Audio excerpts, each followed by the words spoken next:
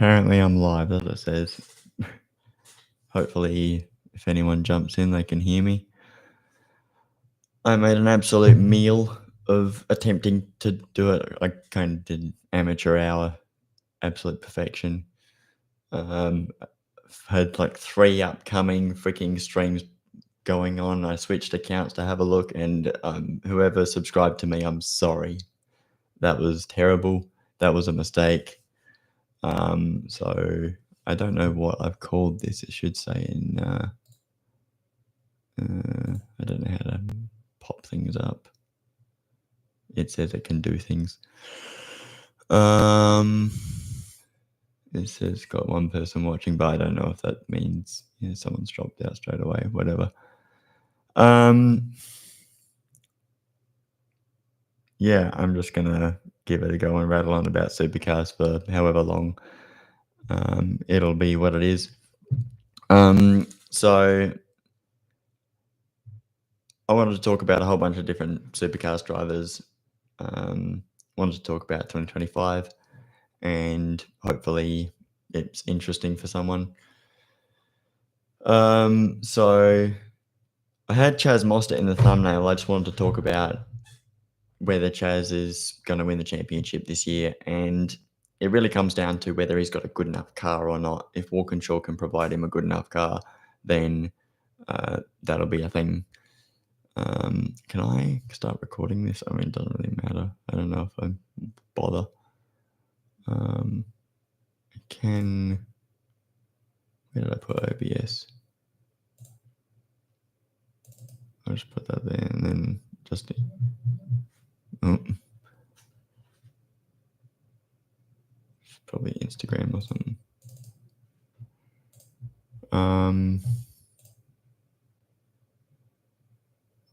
So I'll get rid of that.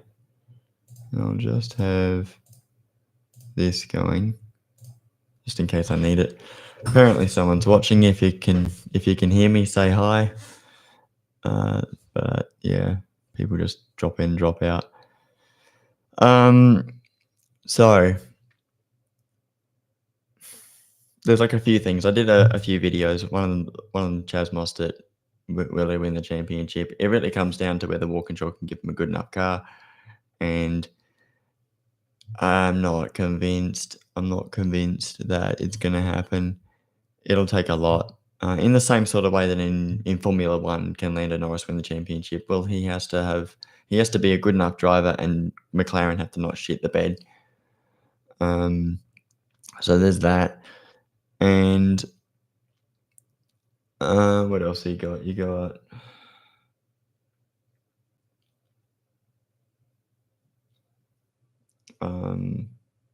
this is one of those things where I need to have like notes and stuff.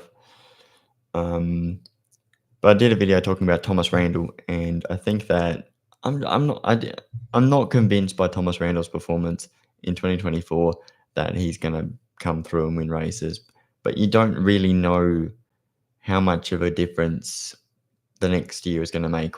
Is it the off season? Is it that he just does things a little bit better and that's how he can win? We don't really know. But yeah, Cam Waters will be the spearhead for Tickford Racing. That's obvious. Everyone knows that. Then you got Chaz Mostert and Ryan Wood. And Ryan Wood was very impressive. If you watch the Rise of the Rookie series, you saw that Ryan Wood is actually very impressive. He's very fast. Tyre management's an issue for him, and he just has to get that right, and then he'll be okay. And that'll be good. What else? Is this even the right account? I think it is. Yeah. I don't know how to go into things. Can I, if I press that? No, it won't move me around. I don't know what those little dots are for. It's a weird thing. What's that do? That just pops up there. Oh, that's terrible. We don't want that.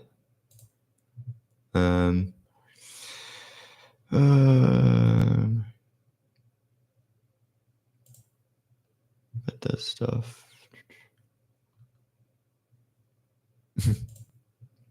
That's just fine. Whatever. I don't care. Um. Oh wait. That's okay. That's the That's the audio. That's what that is. I wonder what that was. Blah, blah, blah, blah, blah. Yeah. Will Will Brown win the championship in 2025? That's what we need to know. Who will win, Brock Feeney or Will Brown? And we don't know if Brock Feeney is like was it Jamie Whincup is backing Will Brown. I think Roland Dane's backing Will Brown. No, Brock Feeney. They're backing Brock Feeney. They reckon that Brock Feeney is going to win the championship. Brock Feeney versus Will Brown. Brock was impressive in 2024, but he wasn't consistent, and the consistency is still crucial in the point scoring system to win the championship. And with the final system, well, who racked up enough points from Sandown through to the end of the year? Well, I think we saw Will Brown was definitely going to win the championship anyway. So even then, it didn't matter. So yeah, that's one of those things. I wanted this to be on the baby channel so that there wouldn't be any kind of pressure. And my health is definitely showing. You can definitely tell that I just don't have health. But it's interesting that this channel is the one that is able to do it, and the other channels, no, not so much. I had a guy drop in and said hello, and I don't know if that's for any particular reason. But yeah, if I can work out how to use OBS and make that work, that'll be good, and I can have like pictures, and everyone can go, "Oh, look, pictures." And that'll be a thing. That'll be nice. Yeah. I don't know how long I'm going to do this for. I guess I just eat food, and if someone pops up, I say hello. But I don't know. I don't really stream, so whatever.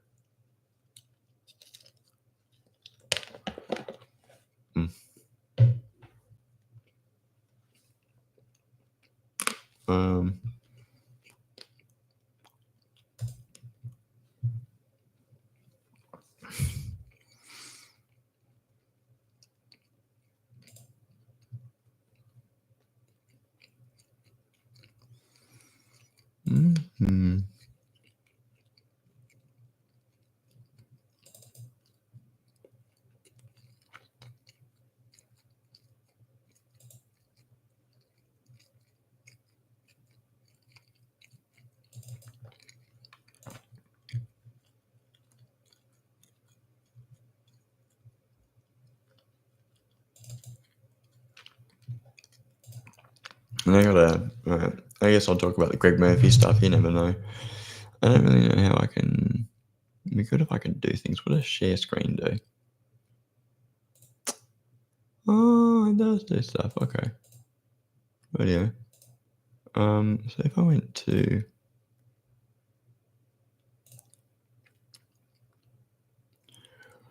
hang on, where is it? Images. Not active. Greg Murphy. And we'll find a picture of fucking Murph.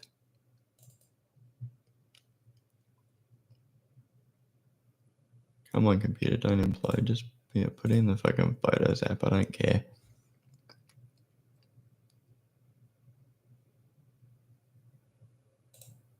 There, that one. If I go into press that. Not now. But if I try again, there's that picture. And press L. Right? And it's attempting to do things, but yeah, you can see it there. So I just talk about Greg Murphy and we'll see what's possible. If I can blow that up a bit bigger, that'll be good. Zoom to fit. Go like that. And then we'll go back to this. So I've got a video coming up talking about Greg Murphy. And Oh, hang on. We don't need this fucking bullshit popping up. Fuck that. So I got a video coming up talking about Greg Murphy. And I'm a Greg Murphy fan. I got this guy to prove that I like Greg Murphy. But I got a video basically coming up saying Murph, it might have been overrated. Murph, yes, he was a Bathurst legend. He won 4 Bathursts. He was a runner-up in the championship 2 years in a row. And that was with one team. And in that team, 2001, he was teammates with Todd Kelly. 2002, he was teammates with Todd Kelly. And Todd started to really take it to Murph. And then he moved to HRT. 2003, his teammates Rick Kelly. And you see him there winning Bathurst with Murph. And Murph just might not have been quite able to match Rick, because once Rick got rolling, he got really good and he became one of the best drivers that we've ever seen in the sport. And so I don't know if it made Murph look bad or if Murph just wasn't actually as good as people thought he was. We had someone come in and then disappear, but whatever. I guess not everybody, I think Eisner Amato did streaming, and you'd be lucky if someone actually showed up at all. That's what I'm hanging on for. I'm hoping that he just pops up and says hello. That'd be good. But yeah, so what we went into, maybe I'll find the Excel spreadsheet and prove to everyone that Murph wasn't good enough. I like this. I like this picture. This one's good.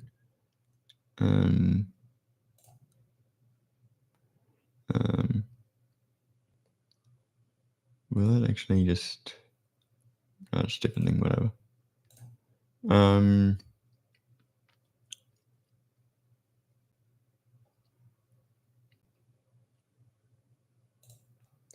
it again. And that's the thing, you can't be a baby channel like mine. You can't be like a 200 subscriber channel and expect to get lots of views or anything. Do that. And then... Yeah, I know it's doing that. Not stop sharing. I wish it could just change what it was sharing.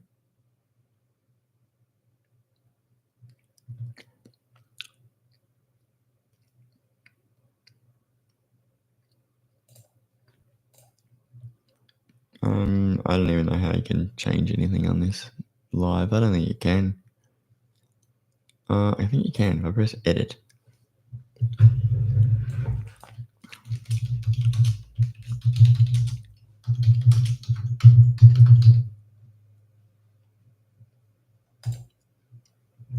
Something like that. And see if not that I'm trying to piss off people, but I know I'm going to piss people off by saying Murphy was overrated. He won races, sure. He was runner-up in the championship twice during an era where you had 2 of the best drivers to ever do it in Marcus Ambrose and Mark Scaife. And he was driving in the B team as well at Kmart Racing. But in 2004, half the time Rick Kelly was out qualifying Murph. And he won more races than Murph. And then Murph made the mistake, which he knows it was a mistake. He screwed up. He went to PWR Racing, and things just went downhill from there. Wasn't good enough. So, but the fact that he wasn't beating Rick and he wasn't beating Todd and smashing them all year,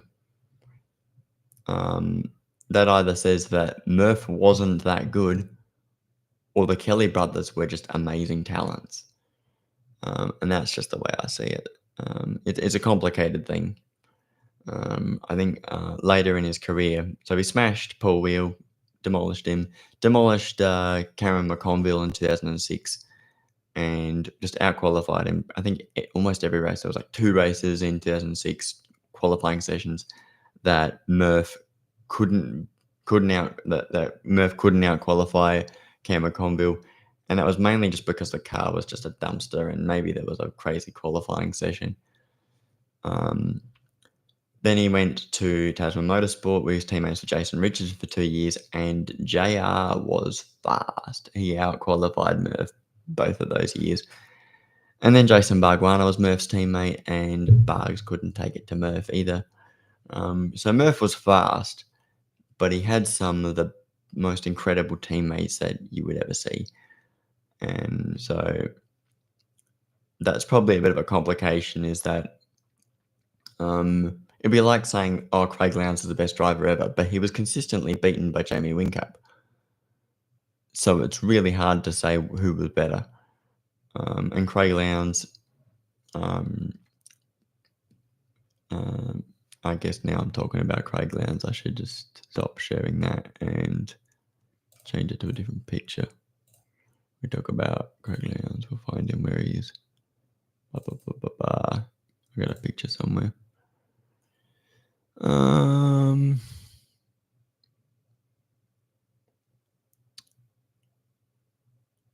Where's the one where he won Bathurst with Richo in 18? Oh, this one. Where's this one? I like using it. This is a nice photo. And then I go share screen again. It's just kind of a weird way to do it. And then I can go back to the thing. And we talk about Lowndesy. So what I was saying about Lowndesy was that while he was a superstar sensation when he was with HRT, and 96 he smashed everyone, 98 he smashed everyone, his teammate was Mark Scaife, who was very good and won a lot of races but couldn't beat Lowndesy for the championship. And in 99, the incredible year that he had where he was just unstoppable. He won that many races. Then he had the rollover at Calder, missed out on Simmons Plains, came back and held on and won more races and won the year. And then in 2000, Mark Scaife pinched Rob Starr to be his engineer. So once that happened, you could say, oh, that's why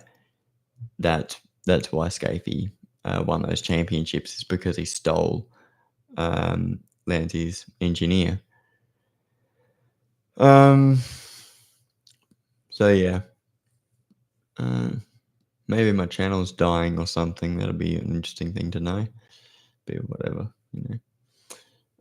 It still gets more views than it's ever done ever in its time. But Lowndes went to, obviously went to Gibson and Double O Motorsport, and was kind of good in the first year in 2001 when he won the first leg in Adelaide, and I think he won a couple other races, maybe, not off the top of my head. 2002 sucked. It was a monstrous year for him. They were not able to score podiums regularly. And what did he finish, like 11th or something in 2002? And then he left to FPR, and FPR was, in 03 they were okay, and that's why Lowndesy was able to make that car come 5th in the championship, is just because he was an incredible driver. And then 2004, they gave him an absolute crappy car that he dragged onto the podium, kicking and screaming a few times. Actually, I think 03 and 04, he had 4 podiums in both years. So, some fun facts for you. Then what else? We've got freaking 05 moved to Triple Eight. All right, and that was the obvious thing that he needed to do. He moved to Triple Eight, won, started racking up podiums straight away. What was he? 3rd in Adelaide. So straight away it was like, okay, he can do this. He's got a car that he can qualify well in and race well in. Suddenly he's on. And then he was able to build up some points and start to mount a championship challenge, which came a little bit too little too late. you could argue for sure that in '05, he got pole position at Bathurst in '05. I think that's right. Yeah, because in '06 it was Bridie and Scapie on the front row. So Lowndes on pole, led. I think there were some other issues, and then he got hit by Dumbrell's wheel, and that smashed the windscreen in and ruined their day. So potentially they could have won Bathurst, but there was so much more to that race than Lowndes' smashed windscreen, because obviously there was the massive pile up, I don't know what you want to call it, altercation argument between Ambrose and Murph at the cutting. And so, yeah, I think there was more. I've got other stats to talk about. We could look at bits and pieces. This thing says it's still going, so I can assume that I can just keep dragging on forever about it. And then in '06, he got Whincup as his teammate. And I don't have the stats for Whincup versus Lowndes in '06. It'd be good to see, but I'd say that Lowndes would have beaten Whincup quite convincingly. Whincup would have had his moments. I don't know how impressive he might have been. '07, he started to beat Lowndes, but Lowndes, 2007 was the year of the veterans. If you watch 2007, you've got Garth Tander, which he's almost been in the sport for 10 years by the time he won the championship. But guys like Lowndes and Scaife were just incredible. We saw, I think it's the first race at Darwin in 2007. You see Todd Kelly nail the start. I think he qualified in the front row, he qualified in pole. I think Lowndes was next to him. Todd gets the great start, but he's not ballsy enough to jump to break at the last minute. And Scapie just comes flying through and steals it from the start and leads, and then Lowndes starts to close the gap, and then he picks him off and he pulls away. And it might not actually, I might not be having an accurate recollection of it, but that race made me go, oh, Lowndes was at his peak in '07. It just happens to be a bit of a shame that Whincup late in the year started to tap into his potential and started to beat Lowndes pretty regularly and started to get his first pole positions and race. Well, he'd already won races, but started to do a lot better than Lowndes. And then obviously ended up finishing second in the championship to Garth.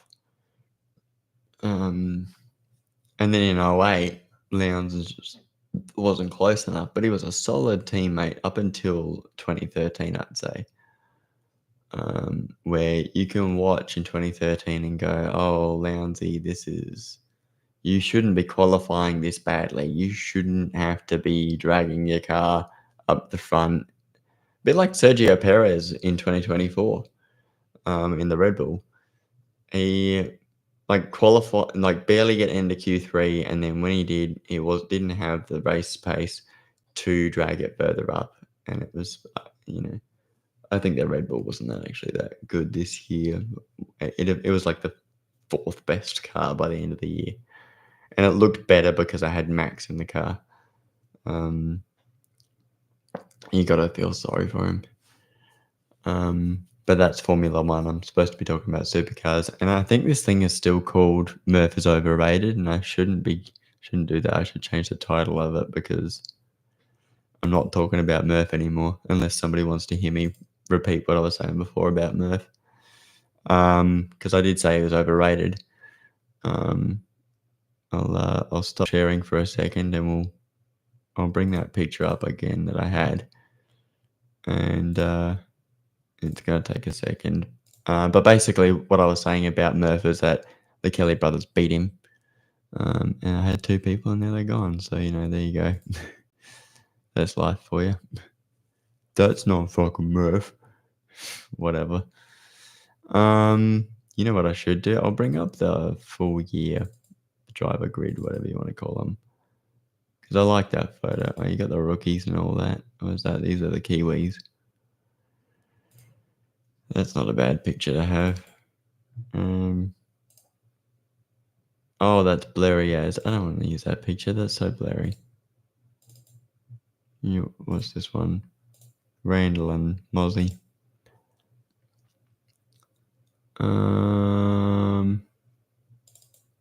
This bad bitch. This one's alright. I like this picture.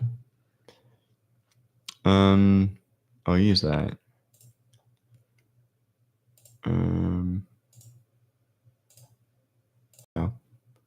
And then I can jump back into that and just sort of rattle on about whatever.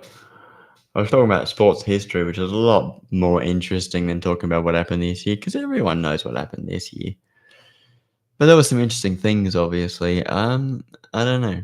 Thomas Randall has been such a slow burn for me to go, oh, he came fifth in the championship. Yeah, but if Matt Payne had a good car, if Matt Payne had a car that could qualify in the top 10 every race, which is like 50% of the time he qualified in the top 10. The rest of the time he dragged the car kicking and screaming into the top 10. Randall was not able to do that. And you can say, you're being too harsh on Thomas Randall, but if your teammate is Cam Waters and you believe that you're good enough and you're as good as Cam, you should be closer, but he wasn't. I don't think Anton should have left DJR, and whether he had a choice is a different matter. You haven't got Brody in that picture because Brody obviously wasn't part of it. Look how short Rich he is compared to Matt Payne, but I think everyone knows that Matt Payne is just freakishly tall. So who are the freaks? Who's freakishly tall? I think we know Percat's tall. Percat and Cam Hill. I've seen Cam Hill. He's so tall. Saw him at the Grand Prix last year. Was it last year? 23. I was like, damn, that is a tall racing driver. But yeah. What did I call this thing?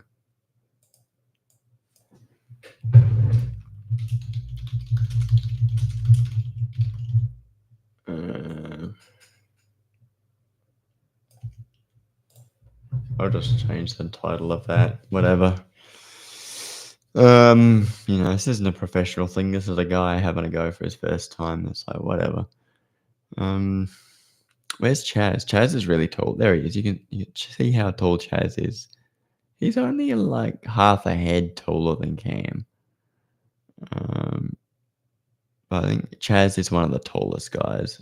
SVG was like the tallest guy, which is so tough being a tall guy, is that everyone can see you and they judge you or whatever. But you just kind of have to take it in your stride and be like, whatever, I'm just a tall guy. This is just how it is.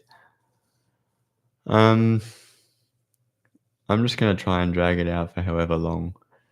I don't know. We'll see what's possible, I guess.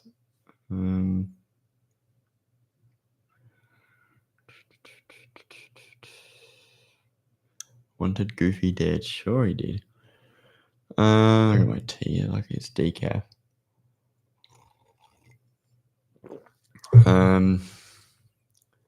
Yeah, Will Brown looks absolutely stoked. He's always stoked. Brock Feeney looks the same in every picture. He's got like the Cam Waters smile. Cam Waters has the exact same smile in every photo. Same as Thomas Randall. Thomas Randall's got the gaps in the side of next to his teeth. Andre Heimgartner, like everyone's got the same smile. Nick Percat's like the smiling assassin. Like with just the way he just looks the same in everything. Richie Stanaway always looks serious, and look, it was a sunny day. You can see everyone squinting, and they're like, "God, I can't see. It's terrible." The sun was out for 10 seconds, I'm sure. Yeah, Tim Slade had a shocker. I think I've gone through the stats, and it was like he sort of turned it around for Tassie, where he didn't have he qualified and raced pretty decently, but it was too little too late. And by that time, then they went to Sandown, And Cam McLeod screwed it up for Timmy Slade, and that was just unfortunate. Cam McLeod has a talent for sure. Like we saw him in 2023 in the Nissan. He was like, that was impressive to watch. There were a handful of guys who were that good in 23 in Super 2 that it was just worth. It was worth it. And I think it was part of the problem here is that I'm trying too hard. I got no one to bounce off of, and that's what makes it a lot harder. And I think that's what Sanamano talked about in his own live streams, is that it's so much harder to do things by yourself when you should just be like if you're with someone else, you can just rattle on about stuff. I don't really know that many people who are actually passionate about supercars, so like no, not a lot of people will argue with me and say, nah, this person was rubbish, and really, really have a good argument. I don't get a lot of that with the people that I talk to, which is why it's good to see it. That's why you jump on the other supercars website, YouTubers like was it Fan at the Fence and Supercars Talk. You jump in the comments and there's people saying stuff. And the problem with the off season is that there's just not a lot going on. We're waiting for stuff to happen. The news recently is Richie Stanaway's racing number at Premier got announced. So, we had that. I want to see if Sanamano wants to jump on. I don't know how long I want to carry this on for. Not because I'm going to lose interest, but because I'm hungry and I want to eat. And I will just do this for a bit. We'll see how long I can go for. But I want to stop and have ice cream and shit. And I'm going to see him tomorrow anyway. So maybe I'll talk to him. And I don't know how long the freaking thing's going to... Because if my other channel does it, I can just do whatever. But on this channel, it's like I've got people that might actually pop in. On a channel with 24 subscribers, people won't. People, like, you might have someone who watches, but like what it's been like the whole time with this is people just coming in. I think I had 2 people pop up once, and I was like, oh, I should talk about something. And I remember I got self-conscious about it, like, oh, I'm talking about freaking, yeah, it's weird. Oh, it's because the thumbnail is freaking, like, whatever it is. It's me, like, whatever. Maybe I'll change it to something else, and I've got a picture somewhere. Like, people are popping in, but they're like, what?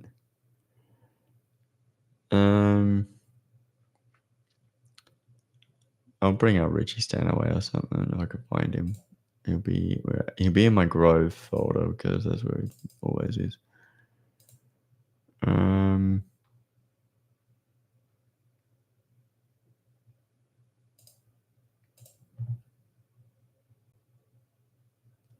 Press the piss everybody off button. Where is it? So that changed the thumbnail, and I'll get rid of what I got going at the moment. I'll change this pic to Richie Stanaway, and we can ramble about Richie Stanaway. Because, you know what? No, I won't. I'll leave that one out, and then we'll talk about Richie. Person who's watching, if they want to say hi, cool. Yeah, I'll just have that going. Yeah, so we got Richie Stanaway at Premier, and while he did have some good qualifying performance, it was so inconsistent. Well, actually, it was consistently. He was consistent. He was one of the most consistent drivers all year, but he didn't have the race pace to drag the car through the field like Matt Payne did, and it didn't look that good when we saw it like that. Matt Payne had what, 1 or 2 pole positions? He had the one at Taupo, the one at the Grand Prix, and that first half of the year was really good for Matt Payne, and it was good for Richie as well, but they went to Darwin and it started to go bad for both of them, really. But Matt Payne had the race pace to drag the car through the field. We saw him making passes. Didn't end up scoring many points, but it was watching him demonstrate his ability behind the wheel that was what it took. So you got to ask, was Richie just not comfortable? Was Grove Racing screwing him over, not giving him the right car? And I don't know. We don't know. There's psychology for a driver, whether they maybe the pressure of him being back and having that great first race at Bathurst put a bit too much pressure on him. But I think every driver in the field will be putting plenty of pressure on themselves. You'd hope that someone like Macca Jones would be putting plenty of pressure on himself. Aaron Love probably put too much pressure on himself. Just you'd say he was trying too hard in that first round at Bathurst and crashed in both races. Tim Slade was trying his best in the same sort of way that maybe Mark Winterbottom was trying his best, and it would be like, oh, we've got qualifying pace, and then the next weekend we don't have qualifying pace, but we've got okay race pace. But it could be rough. Then what else? Cameron Hill was amazing. I think I've still got the thumbnail as Richie Stanaway, but it's so hard to keep up with my thumbnail when I keep on changing what I'm talking about. But Cam Hill was the standout, and I've got a video that I'm chipping away at. It's an overall Matt Stone Racing video, just talking about whether Cameron Hill can take it to Nick and whether MSR can take another step forward and become closer to getting more podiums and having Nick closer to winning the championship. And that would be an upset. I think that if MSR won the Drivers' Championship or the Teams' Championship in 2025, we would all be shocked. So, yeah, that'd be pretty crazy. Yeah. It says that there's someone watching, so if you're able to comment, say hi, that'd be great. What else? I did a video talking about Mark Winterbottom, and while we saw Scott Pye start to take it to him and David Reynolds start to take it to him, Scott Pye said that he wasn't that good at qualifying until he was teammates with Frosty. And for Frosty to deliver results every year, even last year, when you could say he got screwed over, Charlie didn't give him a new deal, and Frosty gave him trophies. David Reynolds didn't give him trophies. David Reynolds got more top 10s and qualified in the top 10 more, or out-qualified Frosty more. But he wasn't better than Frosty. It's just rough. Tim Slade, look, if you come 20th in the championship, that's just not good enough. And Tim knew that. Tim knew, look, there's a chance that it could be over for me. If Peter Chipris doesn't offer me another contract, then that's going to be the end of it. Will Davison knows that there's pressure on him, and he's putting plenty of pressure on himself. And that's why he got the best race result. He got the pole position. He's doing everything it takes to be the best guy for DJR. And that's why they're backing him. That's why they're saying Will Davison is the guy to be teammates with Brodie Kostecki. Because we all know that Brodie is just an amazing driver because for me, he proved it in 2022 where they didn't have the car to do the job in 2022, Erebus Motorsport, and Will Brown struggled. And as soon as I saw that, because I was like, oh, Will Brown's really good. In 22, he struggled. Brodie, he just kept banking points. I think Will Brown he only got one podium, and that was at Sandown. And Brodie got one at Tail and Band. He got one at Sydney Motorsport Park from that pole position. Did he get another one? I don't think so, but he almost got another one at Bathurst. And after 22, I was like, Brody's the guy.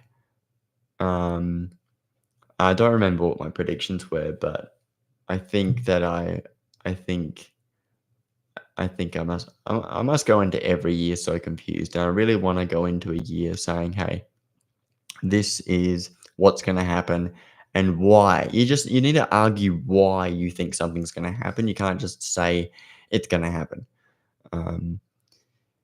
It's nice to think things, but it doesn't make sense to just, I don't know.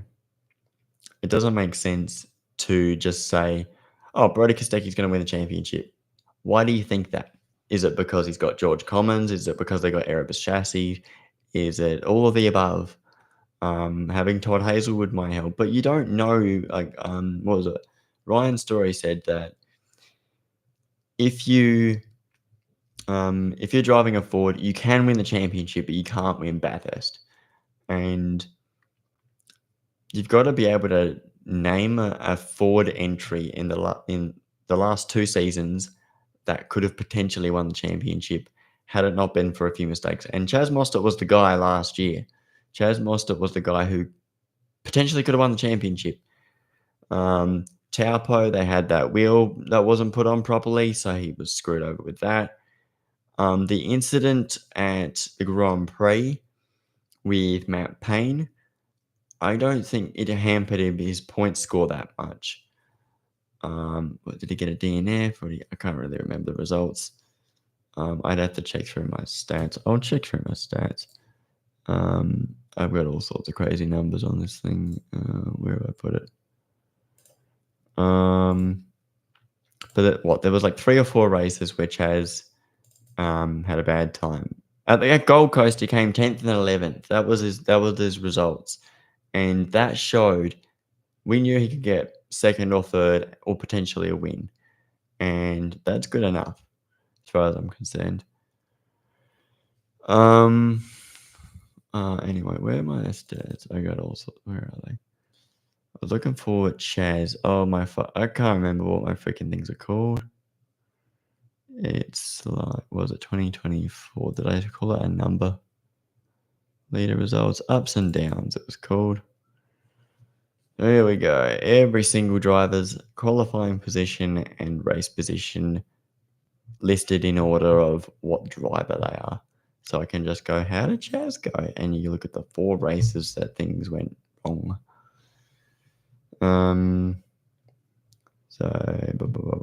We look at, I'm going to go to, that all looks okay. I'm okay with streaming all of that. Stop sharing that. And we're going to start sharing drivers ups and downs. Woo, this is exciting. Everyone's going to get so bored looking at this. So I'm going to have to look at it. I can't really look at it through that. If I zoom in like that, and then I can look at it from there, because I just like to know what you guys are seeing. So he had a good time. Okay, yeah. 9th down to 17th. That was the incident with Matt Payne. Right, that screwed up his championship. Taupo was the wheel that wasn't screwed on properly. Then you got some crappy qualifying at Darwin, which was it Walkinshaw? Was it being a Ford? Maybe that was it. They just didn't have the car to do it at Sandown and Bathurst. And Gold Coast, we knew there was like the pit limiter, and then they used the wrong fuel tower in the second race, that's just sad. So we had to go through the pits again. At the wrong time. Then there was the freak qualifying session at Adelaide, which dropped him down the order, but he went from 18th up to 13th. I was surprised he wasn't that fast. I was expecting him to be so much faster, but he just wasn't that fast. And then the next day, completely fixed it. So, that's just how it goes sometimes. Interesting that he didn't qualify on pole at Sydney Motorsport Park in either of those races, because he had a dominant race car. Who was on pole? Tommy Randall. Was it Tommy Randall? It was a Tickford lockout. It might have been Cam. Cam Waters on pole. Because Randall got the pole at Tassie. I think the one before was the one at Tail and Bend in 23. Who else was on? And Will Davison was the other one, which is just weird because for a guy who, I think it's just the thing about the car that Walkinshaw provides. They do not have a pole position car. They have a race winning car. They don't have a pole position car.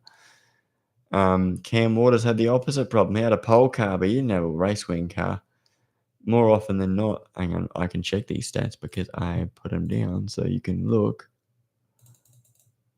We got that going. So you can see. So once they fixed everything after Bathurst, they got a pole car, but they do not have a race car. They didn't have a race car at the Grand Prix at Taupo. Then they went to Perth and they had a race car, which is what you want. And Townsville, so they had a car that could just hold position. So that's actually pretty good. Drive the car like an absolute legend at Tassie, Sandown, Bathurst on the front row. The guy is just a weapon behind the wheel. Just jumping on the front row like it's just the only thing he knows how to do. Like if he qualifies third, he doesn't know what he's doing.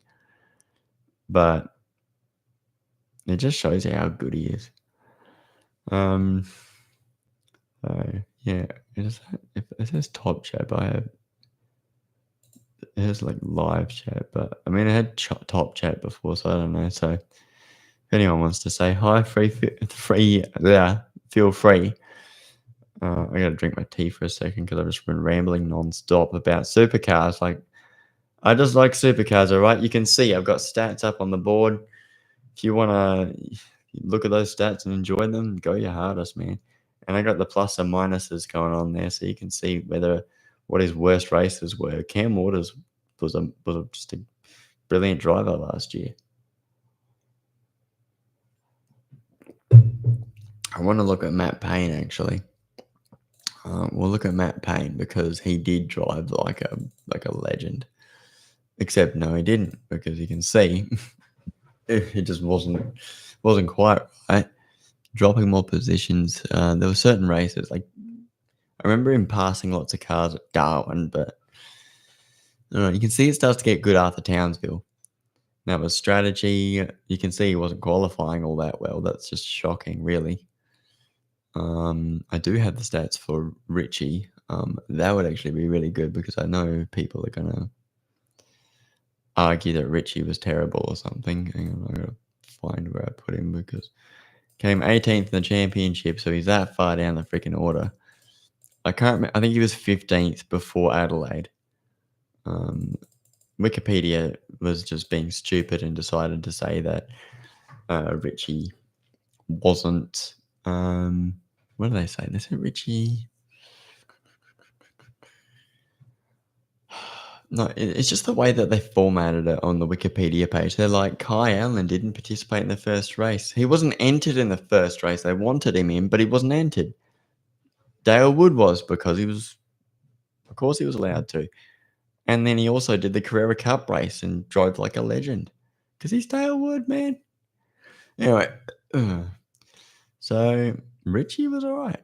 You can see he did actually move up through the field, but I didn't see a lot of actual passing from Richie. And that's my concern.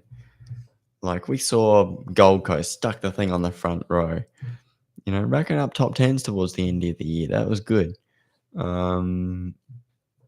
Tasmania, they didn't have the pace. Shocking at SMP, shocking at Townsville, top 10 at Darwin. Oh, the one person who was watching is gone. That's a shame. But yeah, I'm gonna probably stop at like 9:30 or something. I don't know.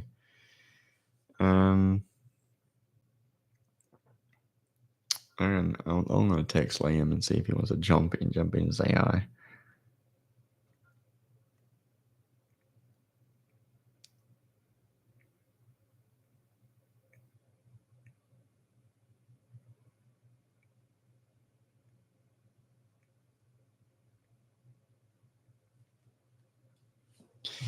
I'll just send him a text. All right, let's say I'll go to the hour on how long this has been going for, and I think that'll be a pretty solid innings. And I'll think about it and come back and ramble more about supercars. I think I want to do proper videos, but I also just like to talk about supercars. Anyway, what was I saying about Richie? Was he actually that good? Right. The first, what is that? The first 2 rounds, he was good. Taupo, he dragged the car up to 6, but that was the wet race, right? The first race was the wet one. So it probably looked better than it was, and I think there was a lot of carnage and chaos or whatever.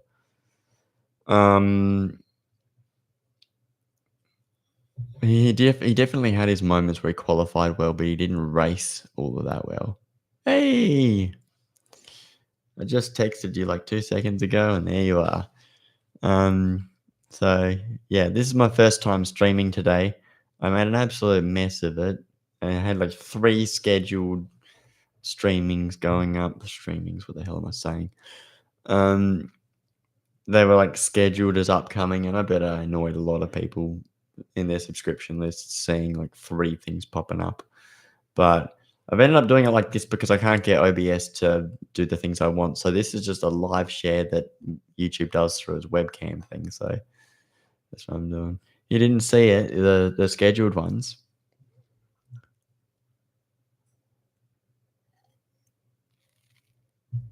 Fair enough. Yeah, that's all right. It wasn't anything to be excited about. It was a mess, like I said. So no one needs to see that. The reason I'm streaming on this channel actually is because this is the only one that can do it. So that's why I'm doing it. Otherwise, it would be on Mabini Talks, the quiet channel that no one knows about, and I'd be able to just do whatever I want and no one will care.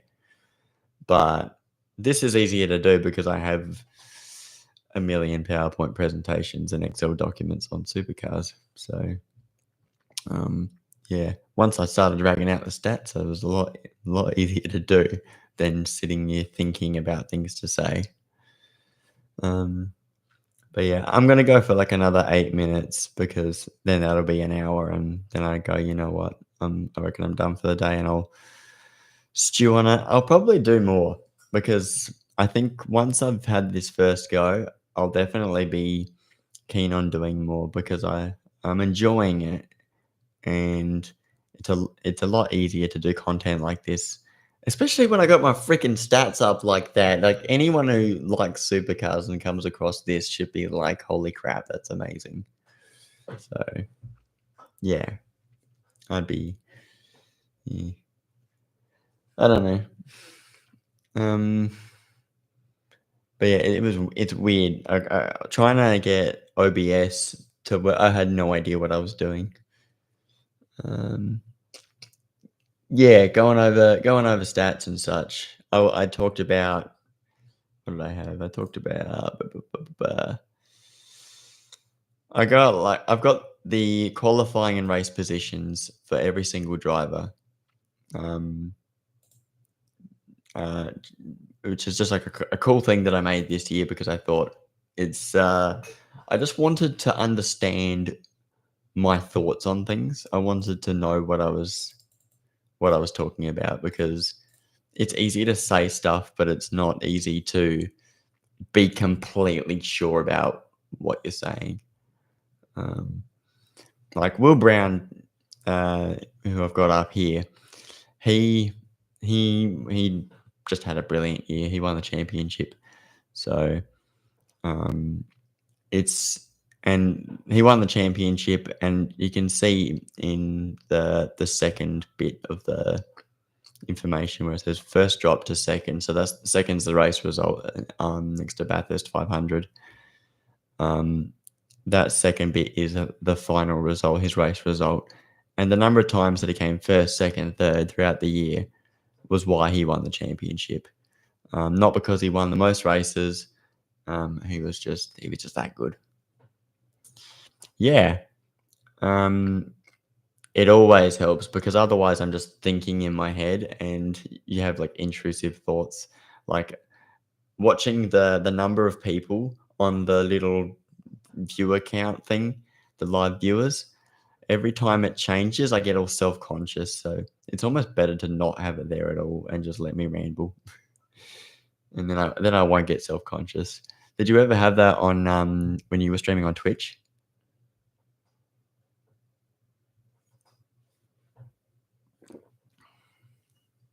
Yeah. Yeah. I think I remember you saying that, you would be just streaming for hours doing, like, Half-Life 2 and Black Mesa and stuff, and somebody will pop in once, or you get, like, 1 viewer the whole time. Um, uh But I think what is I think we talked about it. Yeah, streaming to nobody. I I'm recording this as well because 'cause I'm like, "Alright, if I'm gonna say absolute gold, I'm gonna record it." So I've just got the audio recording in case I wanna use any of it and make something out of it because I don't wanna waste my own time. Um, so, yeah. I got all sorts of crazy stats. I've got fun stat everywhere. Okay, good. I just can't get I got out of that. Oh, really? Yeah, I got no idea. I don't know. I mean, if it does, I don't know if it's an option for me, but I guess I'll just see. Um, uh, what can I do? Can I do things if I can click on your comments? Put user in timeout. I'm not doing that. um, Yeah, but is that because they've got the ticked box or whatever? Um, because I think that's why my Beanie Talks doesn't can't stream is because it has to be approved. Um, yeah, yeah. Got some homework to do, obviously. I was gonna find some more cool pictures because I have plenty of cool pictures. Where's my floaters and beaten? Is it floaters and beaten? No, no, the one I'm thinking with the pretty colors is freaking Super 2. Oh, I'll get that one. Yeah, streamed on YouTube, so I can only yeah, alright. Um, yeah, that's true. Um, I mean, I've got Twitch, but I got no idea, how to do it. This is a thing. Hang on, let me actually put it up so you can see. Buh, buh, buh, buh, buh. Where is it? That one. Yeah, just me streaming my exciting fucking spreadsheets. I put colors in there in case people get bored. Probably the way to go. I mean, YouTube these days is so integrated, is so like I couldn't get OBS to work with it, but once I just pressed the webcam button and turned OBS off, it was like boom, it just worked. Yeah, okay. So the orange means they didn't move up in the championship from the previous year, but sometimes it means it's their first year. The green means they moved up from the previous year. And actually, this looks a little bit confusing because I haven't put the colors. They're supposed to be on the right hand side. The right hand side is where it's relevant to that year. So I haven't done 2024, but 23. Ellie Morrow was the only girl in the field. She's the second one down, driving for Tickford.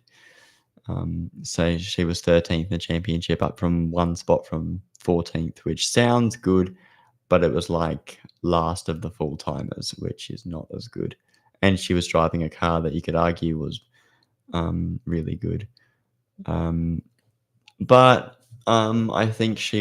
think Ellie Morrow was one of those people who had a business, a family business. I think she retired from motorsport. At the end of last year, which was sad because we want to see women go through the sport and go on to become like driving at Bathurst and representing women in the sport, but it's just not quite possible. And whether that's because they're actually talented or because there's not a pathway that advocates women, we don't know. But yeah.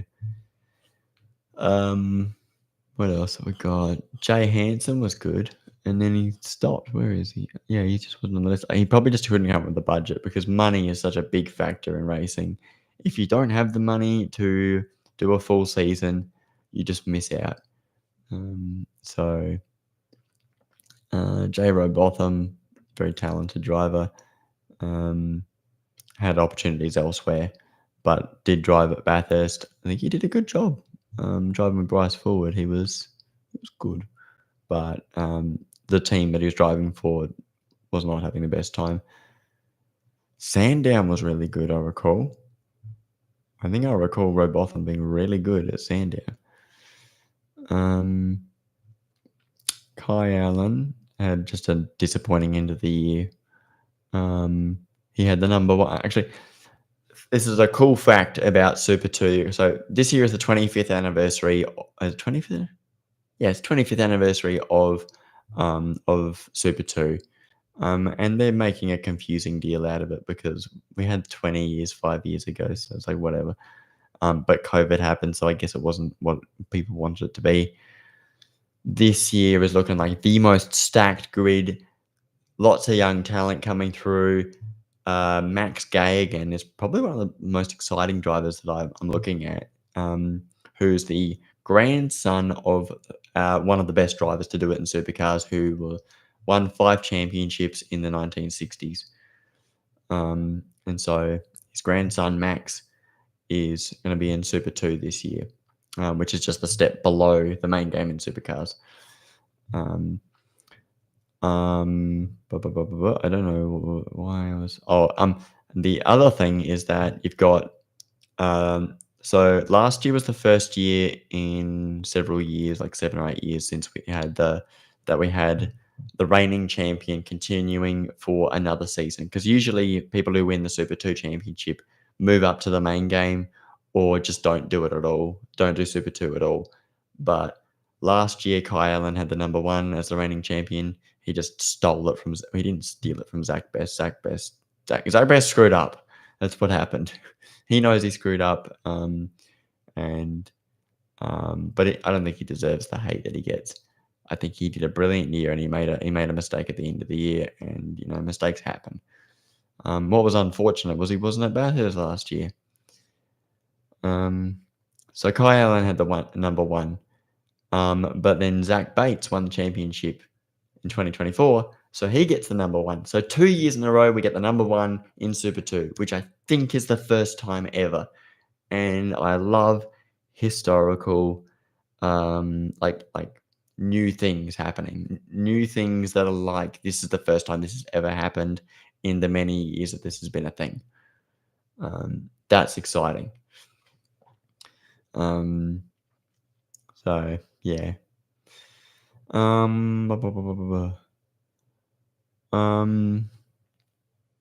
Yeah. That's okay. Yeah, I know. Do you have a live tab, including a live stream that started an hour ago? Cool. Yeah. So I've been going for an hour and 3 minutes according to the thing, the live streaming thing that I've got up. One day I'll work out how to be really good at it, but practice makes perfect. And I think the next time I'll do it, I'll have an organized way to do it so that I know what I'm talking about. It's a VOD that's 4 minutes long. Right? What do you mean?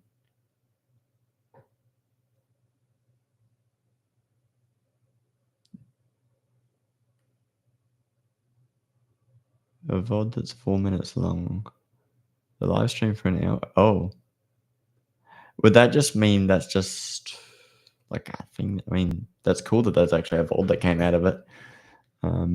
So I'll actually be able to see how bad I am at it. Not that I think I'm that bad at it.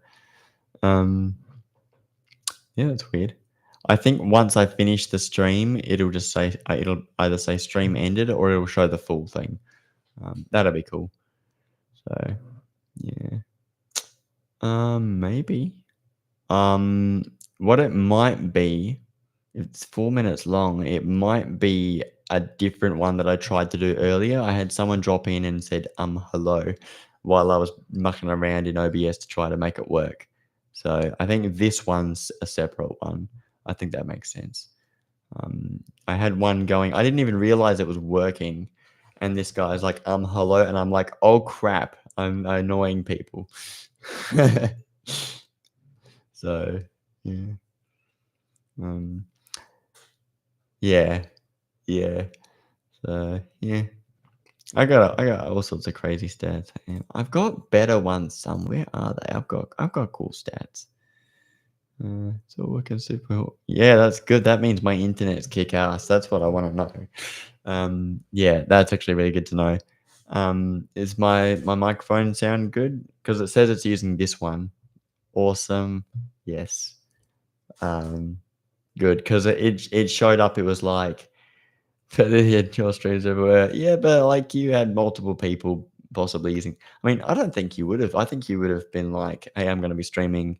Don't hog the internet. And then it would have, yeah, I imagine it would have been like that. And then you would have been like, okay, my hour's done, and however long.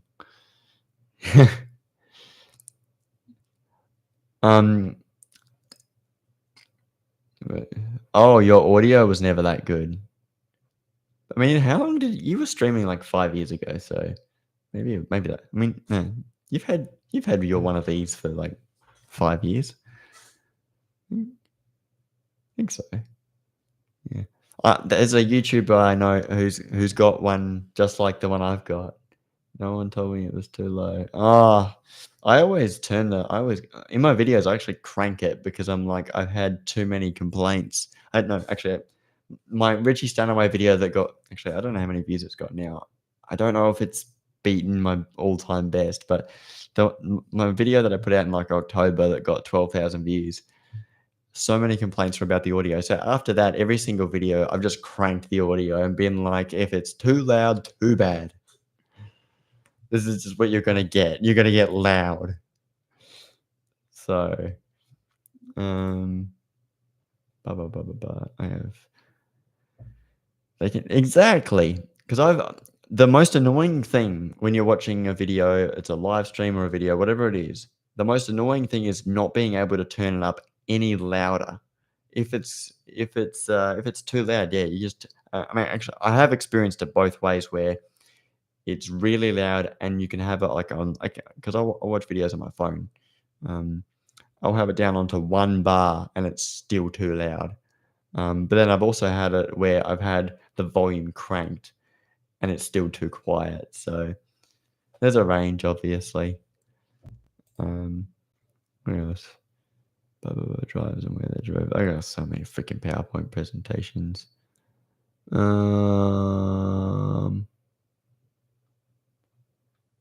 Yeah, I got cool things. Where are they?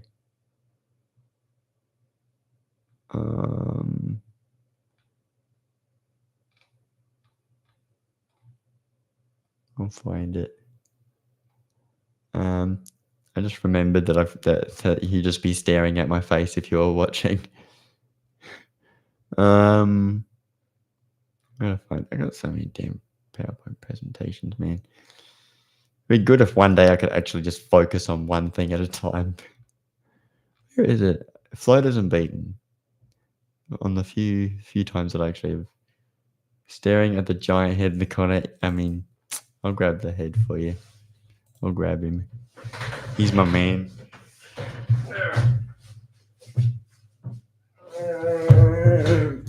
Ta-da! Yeah. Look at him. He's just happy to see everyone. Isn't he the cutest thing you've ever seen in your life? Yeah. She said it, but yeah, I could just like nail it to the bookshelves that I got. I could do something like that. I don't know. I don't want to punch a hole in him, like, because I've seen in Formula One, they've all got the heads, and you see in broadcast they've got the heads, and I was like, oh, I want one of those. How come they get one? So many people got them, and like when I was at the LA 500, so many people got them, and somebody had one of these, and they got it signed by Mark Winterbottom. They're like, oh, I've got his signature. I've got it a couple of times. But I was a little bit jealous. I was like, I wish I had the thing with the signature, but it's just good to have it, because not everyone's gonna have it, and only gonna cut out so many of them, and the people manually cut them out because I got a pretty nicely cut one. So yeah, with you next time to decide it.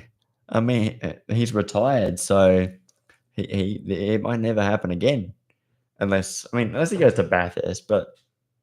They don't do that at Bathurst, which is so stupid. They just make it about the full timers. So never know. You do never know. I mean, he does have Instagram and he's pretty active on it. So he might just one day be like, "Hey, I'm at this place. Uh, come and come and get my signature. Hang out, get your photos." I had a photo once with him in 2020. Yeah, yeah. He could just be like, "Hey, I'm doing a thing." I got his I got a photo with him, and after I got the photo, I didn't ask the person how to get the photo. I just went, "Oh, I'm just being socially awkward or something stupid," and being like, "I don't know what to do," and just ran away. So, good times. I can stick this here. Yeah. Yeah. It was a time. This looks awful. I am not showing that. In fact, I'll show it for a second so you know how awful it is.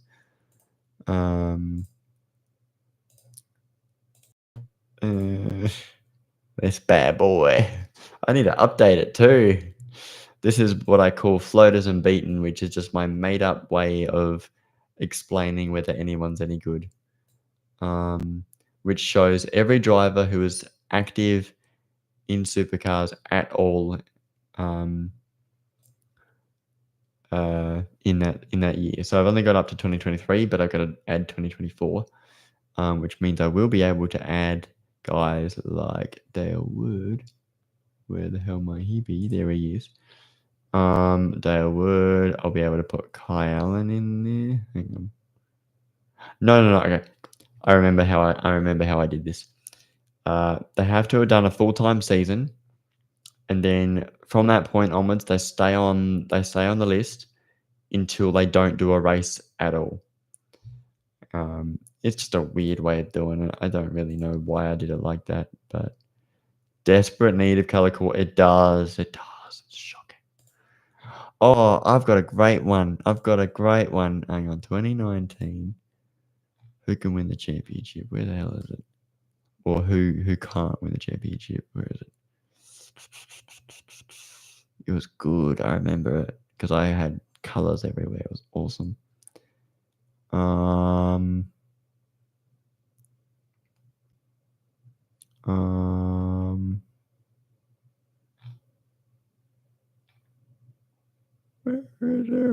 is it?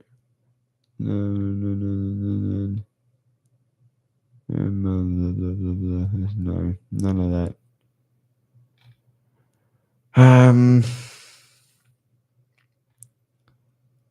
I'll find it. It'll be somewhere. I need to organize my tremendous list of things. My list of Excel spreadsheets, Word documents, and PowerPoint presentations. It did actually. How many files do I actually have in this thing? I'm gonna check what it says. 423 folders in my V8 Supercars folder. That's where you wanna. That's where you love to see. What does it actually say? 289 of them are the things that I'm looking at. 2019. Where is it? The title chase. Here we go. Ah, yeah. This will get your motor running. This is what you want. Yes. Yeah. Look at that. Beautiful. All right. I will explain because it is a thing. This is after each round of the championship, what the point score was in 2019. Oh, you know what? after Gold Coast. Was it? You know what? I didn't even finish this. Did I? Hang on. Yes, I didn't finish it because Chaz Mostert did not end up 6th. But it's just got these freaking rainbows going on down here. So the yellow means they're one round, which means they're 300 points away from the leader of the championship. So that's why you got after Melbourne, Scott McLaughlin had 500 points, and Jack LeBrock had 184 points. So he was more than 300 points down. And so you can see who's within 300 points. And then it goes green for the guys who are 2 rounds back. And so you sort of see how far back everyone was. I obviously didn't finish doing it, but at one stage, Richie Stanaway was way down the order because he missed out on a bunch of rounds. So, yeah. It's a good time. I love that one. I love it so much. It's just nice to look at, having all the colors going on. But it's a good way of knowing how things are looking. 2019 was just one of those years where it's amazing. I really wish I'd done more with it and finished the thing, but yeah. What was I saying? I can't remember. I was saying things. Richie Stanaway missed out on a few rounds. That's why he's the only one in purple. But by the end of the year, there would have been more people. It's 2019. So, I mean, he might have been the only one who was 3, 9. Hang on, no, 3, 6, 9, 12, 15. So he's 1,800 points down on the championship leader. Because McLaughlin had 2,438 points and Stanaway had 482. But you can see Stanaway had 482 back here after Winton. But Winton was where he actually walked away. You can see the previous round, he was actually further up in the championship. He was doing fine. He was... and we're actually going to see a reunion between Richie Stanaway and his teammate from that year, James Golding. They're going to be reuniting at my team, Premier Racing. And hopefully Richie does not have a bad year. So that'll be good. Yeah. I've also got some wacko other things. So I guess where's my funky PowerPoint presentation? 2024 predictions. I don't really want that one. Where is it? I don't want to go too much longer because it's getting close to my bedtime, and obviously we've got a huge day tomorrow, and I want to be able to have a great day.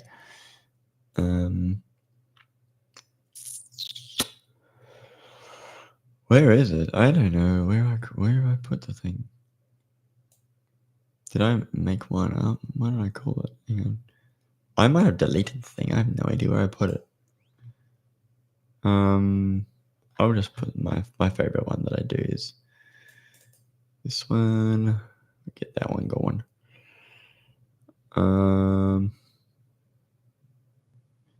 Yeah. That PowerPoint load itself up. There's some lovely photos. Stop sharing that one, and I'll start sharing this one. Yay! Okay, cool. So, yeah, so they got Drivers' Championship, not a lot of photos. I like this one because of the colors. They're not too extremely different.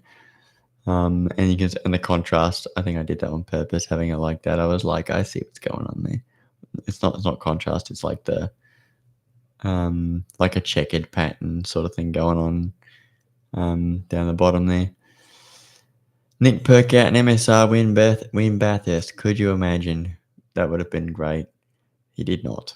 He did not have a good time. They did not have a good time. They had a rough Bathurst. And these are things that I wanted to happen, but did not necessarily expect to happen. James Courtney gets BRT's first podium. Did not happen. He wasn't shockingly far away from getting a podium, but he was not close enough. Tim Slade gets one more podium. Did not happen. James Golding gets his first podium. Did happen. And I predicted it too. And I also predicted his pole position. And it's not because I know what I'm talking about. It's because I was like, fingers crossed something good happens. Richard Stanaway gets his first solo podium. He did not.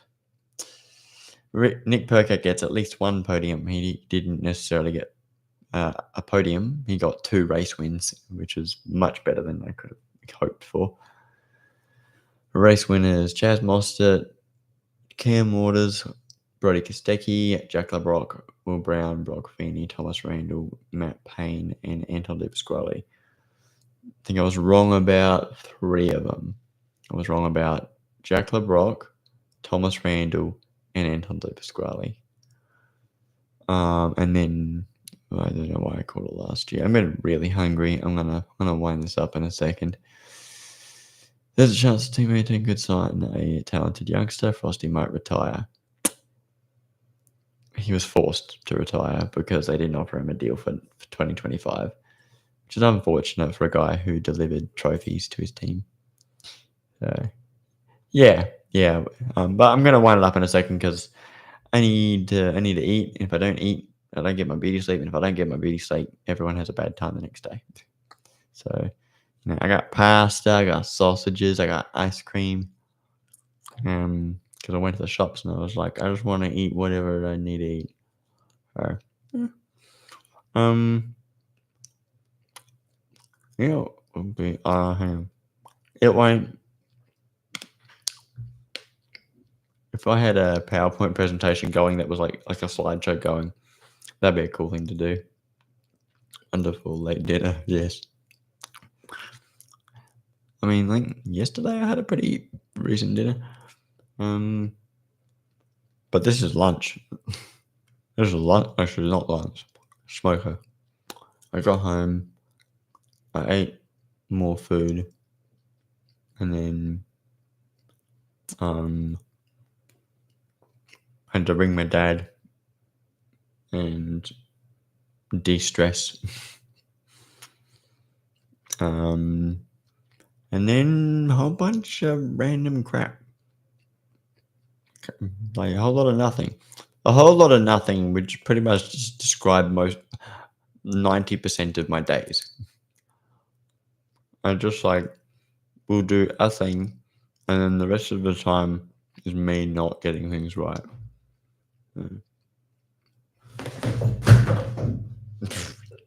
That scared the crap out of me. I'm gonna put this little man over here or something.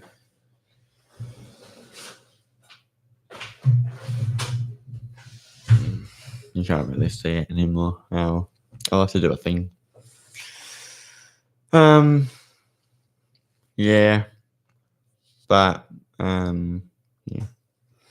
I'm gonna wrap it up. I'm gonna call an end to it. Thanks for joining me. I had people coming and going. No one said hi but you.